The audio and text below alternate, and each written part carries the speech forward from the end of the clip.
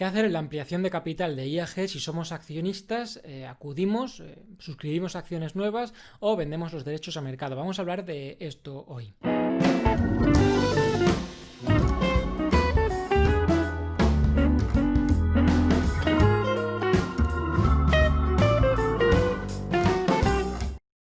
Bueno, el otro día, el pasado día lunes 14 de septiembre, pues IAG abrió con una caída de en torno al 30% las acciones, hasta los 1,45 euros más o menos. En realidad no fue una caída como tal, sino que fue el descuento por la ampliación de capital, dado que los accionistas recibieron pues derechos preferentes para suscribir acciones con un descuento del 30%. La ampliación de capital fue o está siendo del 66% del capital de la empresa, una auténtica burrada de la capitalización de la empresa. Entonces, ¿en qué situación se encuentra ahora IAG de cara a ampliar o no ampliar o vender, ¿no? Al final, que sean derechos o una ampliación, da igual, el caso es confiamos en la empresa o no, y ese va a ser el motivo principal para suscribir más acciones o no, es como comprar nuevas, básicamente, o venderlas. Lo que pasa es que nos tenemos que mojar, ¿no? No podemos mantener, o hacemos una cosa o la otra. Entonces, bueno, ponemos un poquito en situación. Voy a hablar de IAG, de cómo sería o cómo podemos entender esta ampliación y del futuro que podría tener, y luego ya más matemáticamente y fiscalmente lo que nos conviene hacer una cosa o la otra en función de si luego, una vez hemos hecho cualquiera de las dos opciones, independientemente si luego queremos vender o comprar acciones, ¿vale? Bueno, en primer lugar, pues la ampliación de IAG supone volver a los niveles de liquidez que tenía la empresa antes de la pandemia, es decir, unos 7.600 millones más los 2.740 que supone la ampliación de capital. Y bueno, el motivo es que la directiva pues ha hecho una revisión un poco a la baja del guidelines o de lo que esperan que sea el tráfico aéreo en los siguientes años, ¿no? Entonces esperan para 2020 un menos 63% respecto a 2019 y para 2021 un menos 27%, o sea que también peor que 2019, pero ya menos, ¿no? Bueno, respecto a lo que había la suposición de antes, pues es un poquito peor. Entonces, bueno, pues después de la ampliación de capital, sí que es verdad que IAG pues se encontraría con uno de los balances más saneados de la industria y que, bueno, en casa del ciego, el tuerto es el rey, ¿no? Ahora mismo IAG estaría quemando unos 800 millones de caja al mes, pero que es la mitad de lo que quemaba pues en los peores meses de la pandemia. Entonces con esto podemos hacernos una idea de más o menos pues cuánto podría aguantar sin hacer una ampliación de capital nueva. También es cierto que cada mes pues lo normal es que vaya quemando menos caja, ¿no? Puesto que poco a poco pues hay menos restricciones, etcétera. Pero claro, esto es una apuesta a ver si la vacuna llega pronto, si los países quitan restricciones, si sale un poco menos el problema en la tele y a la gente se le quita el miedo a viajar. Y aunque es verdad que hay cosas que son quizás no coyunturales, sino ya para siempre, como que habrá menos viajes de negocio, porque la gente se ha acostumbrado a teletrabajar. Pero por otra parte, la parte más importante de la aviación es el turismo, y el turismo yo creo que sí es coyuntural, o sea que dentro de unos años, no sé si 2 o 3, o ya uno no sabe qué decir, pero sí que volverá con seguridad y se incrementará, ¿no? A lo largo del tiempo. Entonces no veo en ese sentido demasiado riesgo. Quizá no de volver a la cifra de 2019 pronto, pueden pasar muchos años, pero sí de recuperar y ganar dinero y volver a un dividendo sostenible. También la cotización de ahora no son los 7 euros que había antes, sino que son los 1,5, ¿no? O sea, o los 2 euros. Entonces, pues bueno, eso ya está descontado. La cosa es a partir de ahora qué puede pasar. Y la bolsa se adelanta siempre, ¿no? Con lo cual yo creo que es una lotería a corto plazo, es una apuesta a medio plazo de si la vacuna, de si se recuperará un poco la situación o no, antes o después. Y luego a largo plazo pues sí que creo que habrá ganadores y perdedores. Hay mucha gente que dice que el sector de aerolíneas es una ruina, que además no tiene ventajas competitivas, etcétera. Bueno, una ruina actualmente lo es, ¿no? Bueno, o ya lo ha sido, digamos. ¿Que no tiene ventajas competitivas? Pues es verdad que tiene pocas, pero algunas sí tiene, ¿no? Hay una ventaja de costes de algunas empresas, sobre todo Ryanair, Wizz Air o EasyJet, pues las empresas de bajo coste. Luego IAG no es de bajo coste, pero quitando estas, está la mejor situada, en mi opinión. Y luego también pues el negocio de las rutas son pequeños oligopolios o pequeños monopolios.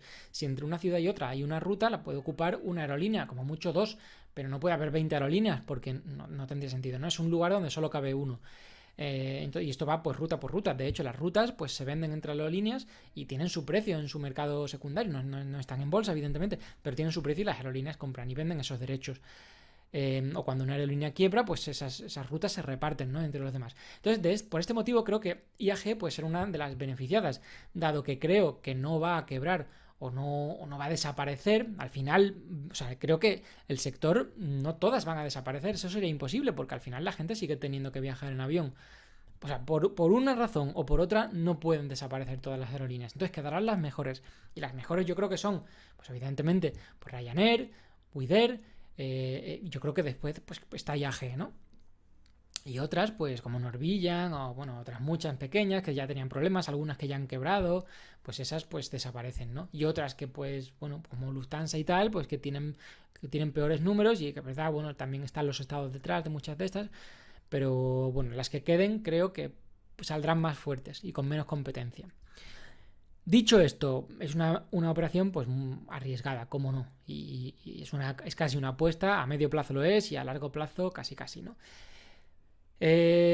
Bueno, también por el coste de oportunidad, ¿no? Invertir en esto quiere decir que no invertimos en otras cosas que a lo mejor de aquí a 2 años se van a comportar mejor, no lo sabemos. Pero ahora, si esto va rápido, pues puede ser multiplicar por 2 o por 3, ¿no? Sin problema, con todo lo que ha caído y con el potencial que tiene de recuperación. Ampliación de capital, ¿qué hacemos? ¿Suscribimos acciones o vendemos los derechos a mercado o qué hacemos? Independientemente de si creemos que la acción es buena y que queremos tener más o no, porque eso lo podemos hacer a posteriori comprando a mercado y ya está, ¿no? O vendiendo. Entonces, ¿qué hacemos? Pues vamos a ver un poco matemáticamente qué significa la ampliación. En este caso, pues nos dan 3 acciones nuevas por cada 2 derechos. Los accionistas tienen 2 derechos que les han llegado, digamos, gratuitamente, y tendrían que aportar esos 2 derechos más 0,92 euros por acción, o sea, por 3 acciones, para recibir 3 acciones, ¿no?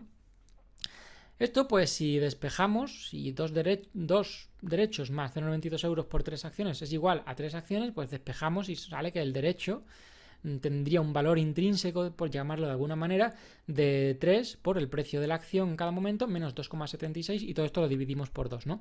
Entonces, si el precio del derecho cotiza a más que esta cantidad, entonces deberíamos venderlos, ¿no?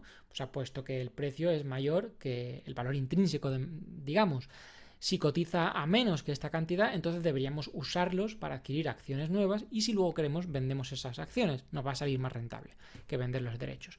Lo que pasa es que, claro, el mercado no es tonto, el mercado es eficiente, y si una de las dos cosas es más rentable, la gente hará eso y hará que deje de ser más rentable subiendo el precio del derecho o subiendo el precio de la acción.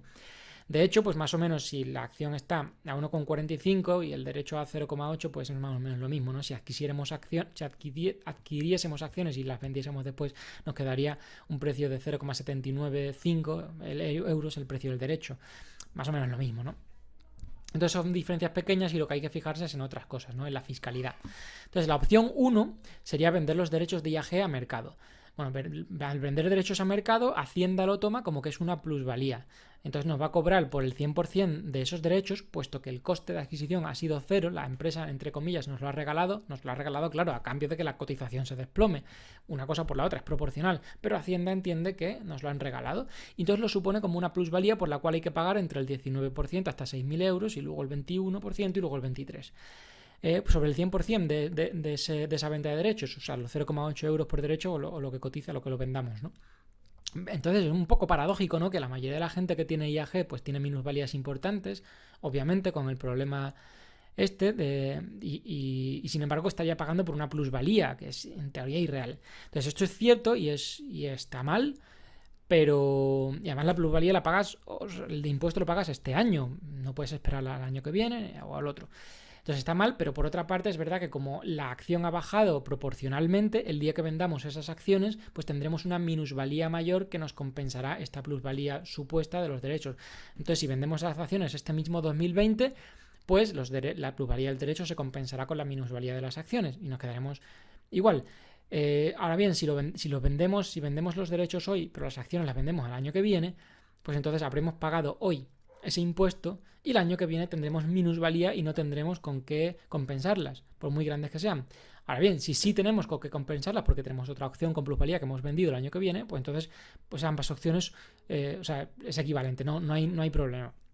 La otra opción, como digo, pues sería el suscribir las acciones, y en este caso tendríamos que aportar los 0,92 euros por acción, que no es poco, puesto que la ampliación de capital ha sido un 66% del capital de la empresa, bueno, pues es bastante, ¿no? Dependiendo de la posición que tengamos, evidentemente, pero tendríamos que hacer ese desembolso para suscribir las acciones y así tendríamos digamos que no pagaríamos por esa plusvalía de los derechos, sino que esa supuesta plusvalía la incluimos en el precio de la acción, con lo cual la acción baja por un lado, pero por otro lado tenemos más acciones a coste no cero, pero sí a 0,92, que es más barato que el 1,45 que valen actualmente, y entonces una cosa se compensa a la otra, y podemos llevarnos esta minusvalía genérica, general, que tiene en cuenta tanto la plusvalía por los derechos o por las acciones más baratas que hemos comprado, como la minusvalía que ya teníamos de por sí. Eso, al final, esa minusvalía general o genérica nos la llevaremos a el año en el que vendamos las acciones, que no tiene por qué ser este año, será cuando nos dé la gana. La parte mala de esto, o sea, no estamos obligados a vender los derechos hoy, a pagar ese impuesto hoy. La parte mala, bueno, que tenemos que hacer es ese desembolso inicial de 0,92 euros por acción. También es verdad que luego, después de eso, podemos vender parte de nuestras acciones y ya está, y quedarnos con las acciones que nos apetezca tener. Ahora bien, si hacemos esto, ojo, porque hay que hacerlo en orden. Primero, adquirir las acciones, suscribirlas y luego vender lo que queramos. Porque si lo hacemos al revés, vender y luego comprar, el Estado, Hacienda, pues va a interpretar que somos unos malvados especuladores y que estamos haciendo un trading malvado y no le gusta que especules, y entonces no solo no te va a cobrar el impuesto sobre el ahorro, el 19-21%, sino sobre el IRPF, que ya depende de cuánto ganes en tu trabajo o pisos alquilados que tengas, pues bueno, puede ascender pues desde lo normal, a partir de 20.000 euros de renta anual de una persona, pues sería el 30%, luego el 37% para 33.000 euros me parece, y luego hasta el 45% a partir de 60.000 euros. Con lo cual es mucho más que ese 19% que decíamos del impuesto al ahorro. O sea que hay que hacerlo en orden. Primero adquirimos las acciones, aportando más dinero con la suscripción, y luego ya vendemos las que no queramos tener. En ese orden. Y luego estaría la última opción, pero que en este caso no está disponible, pero la voy a comentar porque la mayoría de script dividends de que dan las empresas, esto de en forma de acciones, te doy el dividendo y si no lo quieres puedes tomar el cash y tal. Bueno, en estos casos siempre hay una tercera opción, que es vender los derechos no a mercado, sino a la empresa. Entonces la empresa fija un precio estipulado y lo puedes vender a ese precio a la empresa. Entonces, si la cotización del derecho está por encima, pues te compensa que lo vendas a mercado, aunque lo normal es que tu broker te cobre un poco por compraventa de acciones o derechos. Pero si la está por debajo, pues entonces lo bueno sería vendérselo a la empresa, puesto que nos paga más, y además el broker no nos suele cobrar por esta acción, dado que es una acción corporativa. Pero aparte de esto, de este pequeño cálculo, que además el mercado suele ser eficiente y no suele haber grandes diferencias, como hemos dicho antes también para IAG, lo bueno de esta opción es que cuando vendes a mercado lo considera una plusvalía, pero cuando vendes los derechos a la empresa, Hacienda lo considera como un rendimiento del capital mobiliario, es decir, como un dividendo. ¿Y qué tiene de bueno esto? Bueno, pues que los dividendos o rendimiento del capital mobiliario cotizan con el impuesto al ahorro del 19, 21, 23%, pero hasta un 25% lo puedes compensar con minusvalías. Entonces este 25% pues está muy bien. Si tenemos minusvalía, compensamos, y por ese 25% del dividendo o del derecho, pues no pagamos ese 19 o 21% o 23%. Y sin embargo, cuando estas ampliaciones de capital ocurren, o script, que al final son ampliaciones de capital, pues o dividendos, pues baja la acción en proporción, ¿no? El precio de la acción, de forma que esa bajada la tenemos como minusvalía, o una mayor minusvalía si tenemos esas acciones, o como una plusvalía menor si tenemos plusvalía, y si nos aprovechamos de ella, de cara a que ese 100% de la bajada pues no pagará impuesto, ¿no? Entonces es aprovecharse por un lado del 25 y por otro lado, el día que vendamos las acciones, del 100. Entonces es un 125% entre comillas, ¿no? Y eso es lo interesante, por eso esta opción es interesante, vender a la empresa, pero en este caso no está disponible en esta ampliación de capital de IAG, así que pues no la consideramos y consideramos solo las otras dos opciones. Y nada más, hasta aquí el vídeo de hoy. No olvides suscribirte, darte a la campanita, etcétera, si así me haces un favor, y difundir el vídeo si puede ser. Gracias.